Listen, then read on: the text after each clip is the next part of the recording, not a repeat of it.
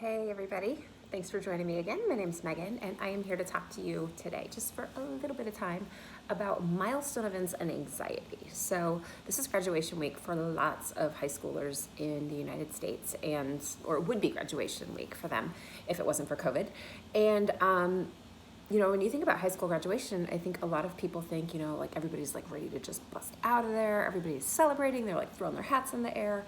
And for people with anxiety or people with underlying anxiety, big events like graduations, surprise parties, anything that's a major life movement can be sort of nightmarish. Okay, so if we back up to like a long time ago when I graduated from high school, so back in the 90s when I graduated, I remember sitting in the gym and it was hot and I'm there with all my friends and I'm getting ready to graduate, and I was cool with graduating from high school. I knew I would still see my friends. I was really unsure about my future, about going to college or whatever that was going to look like for me. And I remember sitting there and just feeling like I couldn't breathe and I was going to cry or I was going to get sick. And it had absolutely nothing to do with the fact that I didn't want to graduate from high school. I mean, yeah, high school was fun, but I was over it. But my anxiety was so intense that it completely destroyed that experience for me because I didn't know. Moving my computer. I didn't know how to process that, and that's been true consistently throughout my life. I mean, my wedding, which my wedding was beautiful and it was great, and I was a hot freaking train wreck of a mess. Because again, it was a big milestone. It was all of this focus and pressure and everything.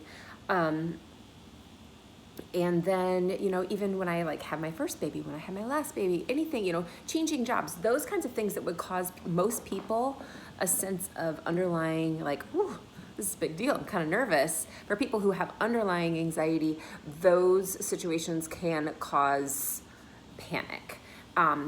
And what I want to challenge today is for all of you high school seniors or even juniors who are getting ready to graduate, I want you to stop for a minute and feel that feeling of anxiety. Because if we think about it, if we say, I'm anxious really can have two different meanings, right? You can be anxious like, oh my God, I'm so anxious to get started. And you can also have anxious where you are like, I'm so anxious that I don't feel like I can move, and you can become frozen.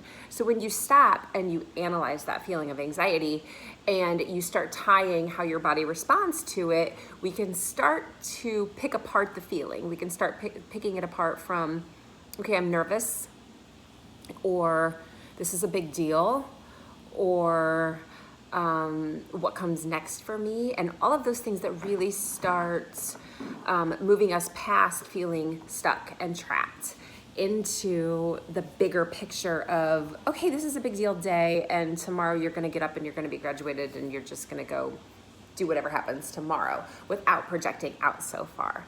So I hope that makes sense. But I've reflected a lot back on that last year when my oldest graduated from high school. But then again, this year when, just thinking about those kids and how I felt during graduation and the expectations that are on them to be celebrating and feeling fantastic and screaming and happy, even if graduation is weird this year.